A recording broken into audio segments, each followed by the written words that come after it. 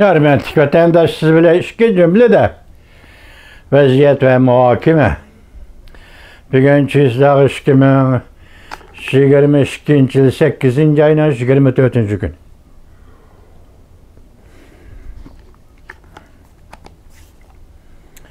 Yukarıda görüp ettik, Cumhurkom Partiyası uğraşqa tayyorlik qılıbıdır. Hazır tor betide keldi ki maşanışımın. Bugünle haberi dedi ki hazır Guam arlı Amerika Qo'shma Shtatlarının harbiy bazası Guam arlı krizisga duch kelyapti. Shundaqla maşanışımın dedi ki Cumhurkom Partiyası hazır 360 gradus. 180 gradus emas. 360 gradus özgürüp hazır Guam arlığa tehdit payda qildi. Belki ikinci Pearl Harbor vakası o'ttirg'i chiqishi mumkin debdi. Maşanışın ben bugün hazır biz Jangjadunning bir parça obzorini sizlarga anglatdik. Endi bu yerda hozir ikki tarafdan kelgan biri obzor, yani birisi YouTube'dagi video. Muşunun qaraganda Cumhurkom Partiyasi rasli urushga tayyorlik qilamdi. Biz o'tganlarda so'zlab keldik, vatandaş, sana urush qilishga ruxsat yo'q. Dunyo xalqaro jamiyat sening urush qilishingga ruxsat qilmaydi, yo'l qo'ymaydi. Tayvan rayonida sening urush qilishingga yo'l qo'ymaydi.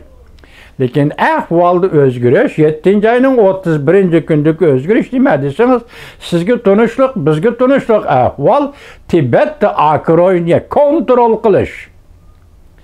Mustamlika Uyg'uristonda kontrol qilish.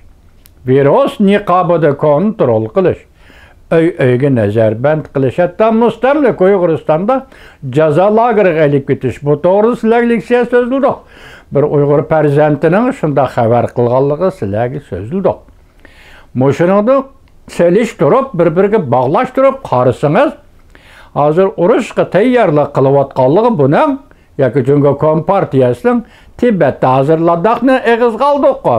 Tibetda, Uyg'uristonda, Xitoyning tilidagi chegara rayonlarda, bizning tilimizdagi Xitoyning mustamlikalarida siyosiy jiddiylik, jamiyat jiddiligi, aloqa munosabatlar jiddiligi va siyosiy kayfiyatdagi jiddilik paydo qilayotganidan qaraganda hozir Cumhurkom Partiyasi nimaga tayyorlik qilyapti? Masalan, urushqa kim bilan? Amerika Qo'shma Shtatlari bilanmi? Biz o'tganda Ladak to'g'risida sizlarga so'zildi 8-ayning 5-kuni. Ladakqa Amerika Qo'shma Shtatlarining Qirollik armiyasi kirib keldi. Oldimizdagi 10-oyda harbiy manevr o'tkazdi dedik. Bugün Jangjadun boshqa masalalarni qo'yib, yana Ladakni eg'izg'apti. Tuvan tarafdan yuqori tarafga o'rlashga buyruq berdi debdi.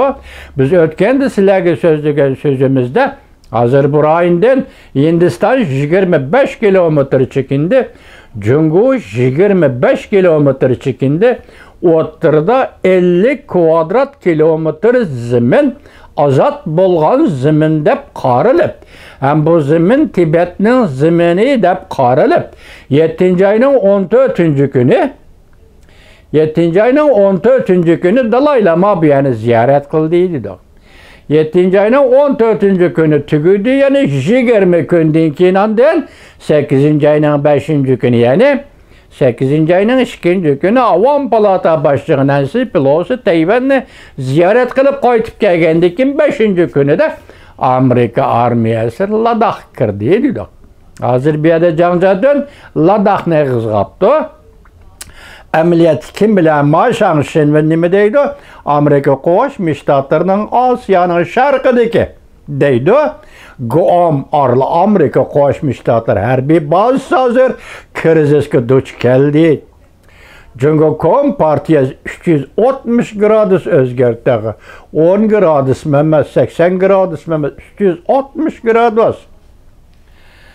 Demek pozisiyasi shundoq o'zgardi. Qayerga urush qilmoqchi deb savol qo'yibdi.